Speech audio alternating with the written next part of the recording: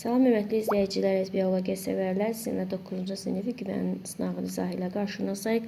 İzah başlamamızdan ilk öncə kanalımıza dəstək məqsədi ilə abunə olmağa, əgər bəyəndiysənsə bəyən butonuna basmanızı xahiş edirik. Birinci sualda deyilir, günəbağan səbət çiçək qrupunda dedici şəkilli çiçəkləri qoparsaq, nəyin sayı dəyişər? Əgər ümumiyyətlə yadınıza saxlayın ki, günəbağan boru və yalancı dilci şəkilli çiçəklərdən ibarətdir. Dedici şəkilli çiçəklərin içərisində nə erkəkçik, nə dişicik yoxdur. Ona görə də bunun qoparılması erkəkçik dişiciyə heç bir təsir göstərməyəcək, amma ləçəklərdən təşkil olunur. Ona görə də bu ləçəklərin sayının azalmasına təsir göstərəcəkdir. Sonra paxlalı bitkinin çiçək düsturu. Paxlalı bitkinin çiçək düsturu K5 bitişik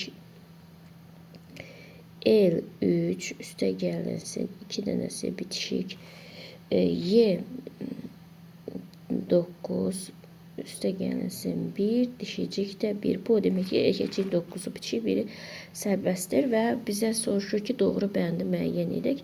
Buradan da sözsüz ki, gördüyümüz kimi kasa yarpağı 5-dir, biçik ləçəklərin sayı 2-dir, sərbəst ləçəklərin sayı 3-dür, sərbəst erkəkçiyin sayı 1-dir, dişiciyin də sayı 1-dir. Dediklərimiz uyğun gələcək Y variantına. Mətndə nöqtələrin yerinə uyğun gələn sözləri düzün. Düzün. Birinci nə deyir? Çılpaq toxumlu bitkilər fotosintez prosesində karbon qazını udur və oksigeni, yəni birinci oldu 3. 3 oldu birinci. Yəni karbon qazını udur və oksigeni buraxır. Onlar həm də havanı ozon qazı ilə zənginləşdirir. Və havanı bakteriyalar məhv edən xüsusi maddə fitonsid ifraz edir. Deməli 3, 1, 4 bu da A variantına uyğun gələcək. Pomidor, itburnu, buğda, çiyələk, bambuk, yer fındığı necə vəsiləsinin nümayəndəsi verilib? Baxaraq pomidor aiddir badamcan çiçəklərə.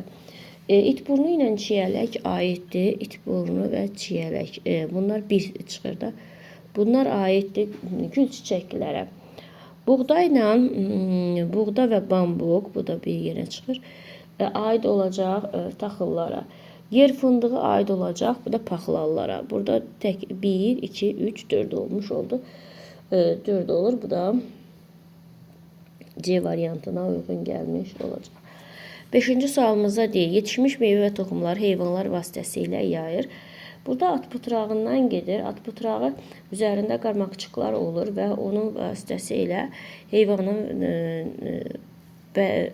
heyvana yapışdırırız qarmaqçıqlarından toxumunu və onun heyvanla vasitəsilə uzaq məsafələrə yayılmış olur. Burada ağcaqayındır, zəncirotudur, qovağın toxumlarıdır, külək vasitəsilə yayılır. Qızılağacın toxumu isə su vasitəsilə yayılmış olur. Sonra növbəti sualımıza deyil. Əgər bitkinin inkişafının müəyyən dövründə tozcuq əmələ gətirirsə, deməli, bu bitki erkəkçik var və bizdə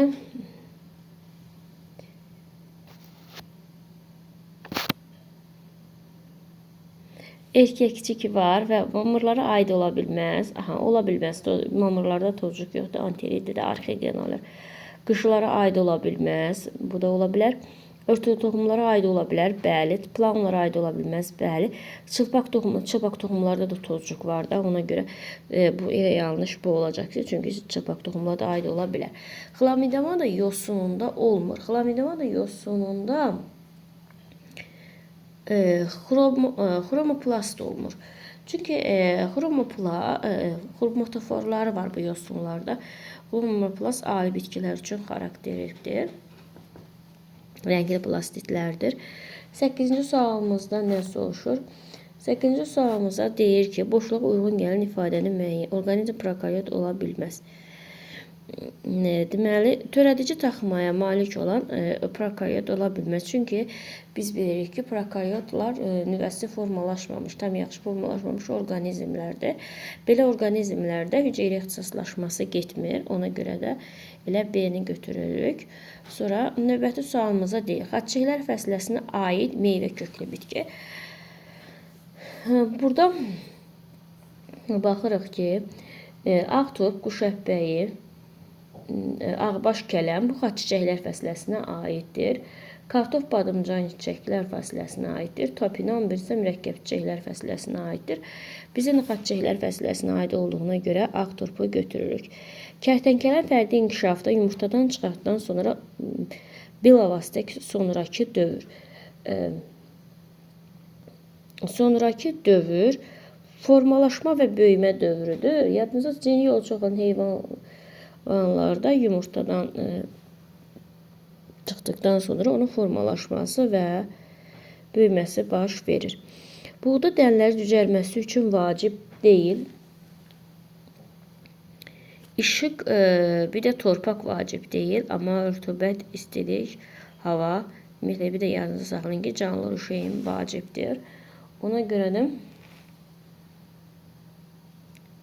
işıq, torpaq, bu da C variantına uyğun gəlmiş olur. 12-ci sualımızda nə soruşur bizdən? Deyir, adi şam bitkisinin bir qonur qozasında cəmi 84 toxum varsa, neçə pulcuqda əmələ gəlir? Yadınızda saxlayın, bir pulcuqda 2 dənə toxum əmələ gəldiyinə görə 84-ü böldük 2-yə edəcək 42. Şəkilə əsasən düzgün deyil. Deməli, 5 rəqəmi ilə örtü toxuma göstərilib. Bəli, ağacıq göstərib, ağacıq da örtük toxumasına aiddir. 2 rəqəmi göstərincə karbon qazı əmələ gələ bilər.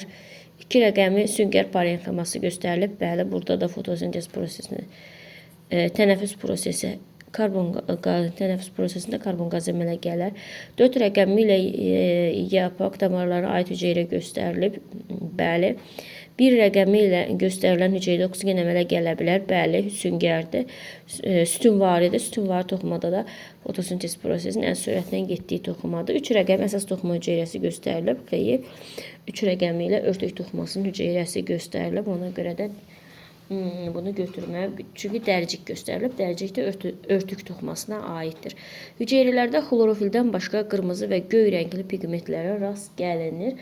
Söhbət qırmızı yosunlardan gedir. Onun qırmızı yosunlarda qırmızı və göy pigmentlər ola bilər. Buradan da qırmızı yosun nümayəndə porfiradır.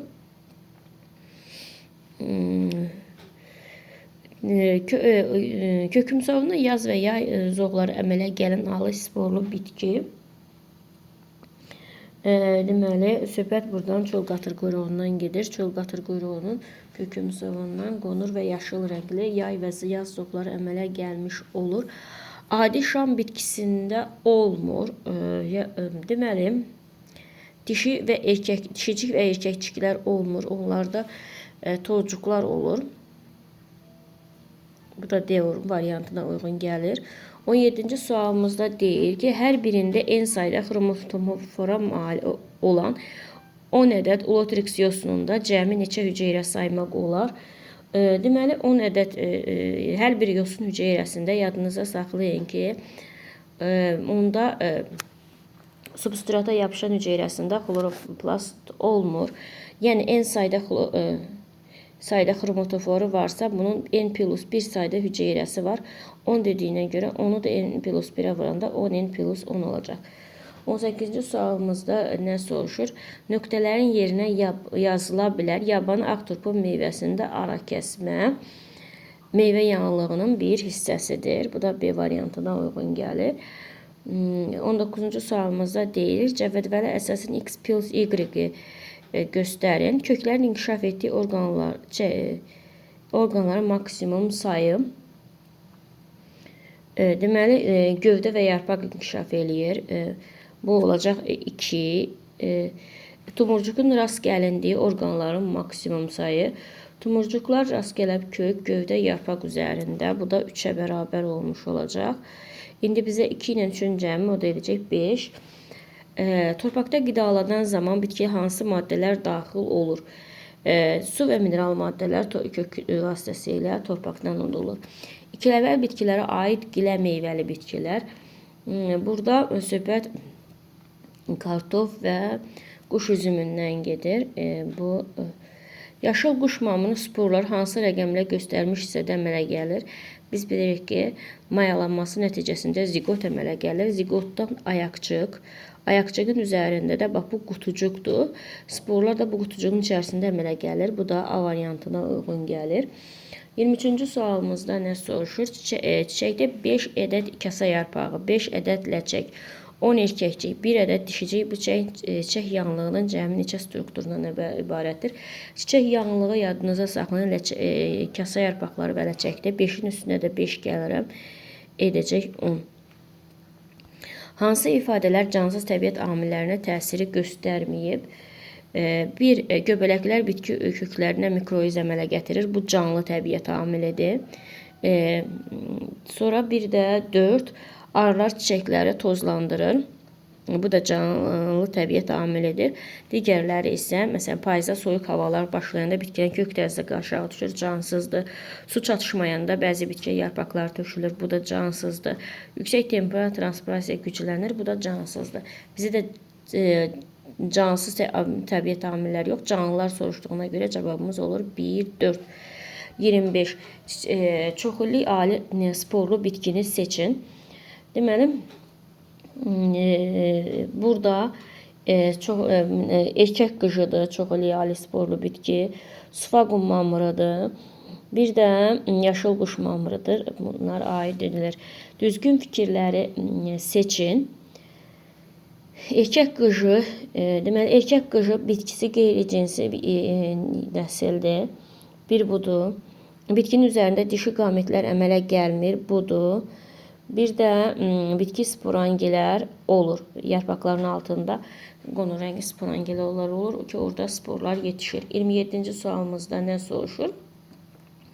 Sxemə əsasən verilmiş bitkiləri yetkin fərdi üçün uyğunlar müəyyən edin. Deməli, birə baxaq. Yaşıl rəngli kökü yoxdur. Xlorofil pigment xromatoforda yerləşir.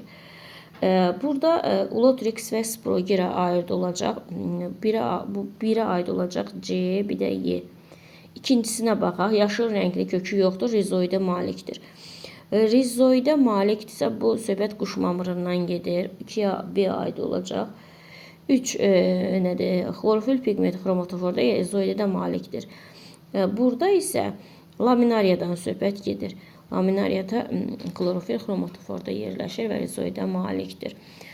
Növbəti situasiyanı şagird herbari hazırlamaq məqsədi ilə ot bitkisini torpaqdan çıxarır və onu morfoloji cəhətdən təhlil edib bəzi qeydlər edir. Baxırıq ki, burada inci çiçəyi göstərilib. Deməli, yarpaqlar damarlanması torvarıdır. Xeyr, burada yarpaq görürsünüz, qövs var idi. Çiçək qrupu mürəkkəb salxımdır. Çiçək qrupu sadə salxımdır. Çiçək yanlığı sadədir, bəli. Sonra kökümsov gövdəsi var.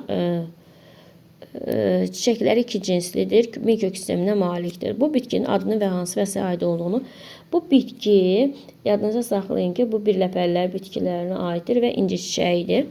Təhlil zamanı şagirdin qeyd etdiyi yanlış rəqəmləri müəyyən edin. Bir şagirdin bir yarpaq damarlanması burada göstərildi. Bu yanlış, bir-birdədir bunun yanlışı. Sonra çiçək qrupu sadə salxımdır, ancaq bu deyil mürəkkəb salxımdır. Bir buradadır yanlışı. 3 doğrudur. 4-dü də gövdəsi var. 4 də doğrudur. 5 də doğrudur. Yəni çiçəklər iki cinsidir. Amma 6 saçaqlı kök sisteminə malikdir. Yəni yanlış olan 6 olmuş olacaqdır. Cədvələ əsasən X və Y-in qiymətini göstərməklə hesablayın. Erkəkçiklərin ümumi sayı 30. Əlvan rəngli yarpaqçıqların sayı, dişici yağıcıqların sayı. Erkəkçiyin ümumi sayı 30-dursa, deməli bu bir bitkidə yadınıza saxlayın. Onun erkəkçiklərinin sayı C6, Y6 kimi hesablanır. 30-sa 30-u böləcək 6-ya düşəcək 5-i.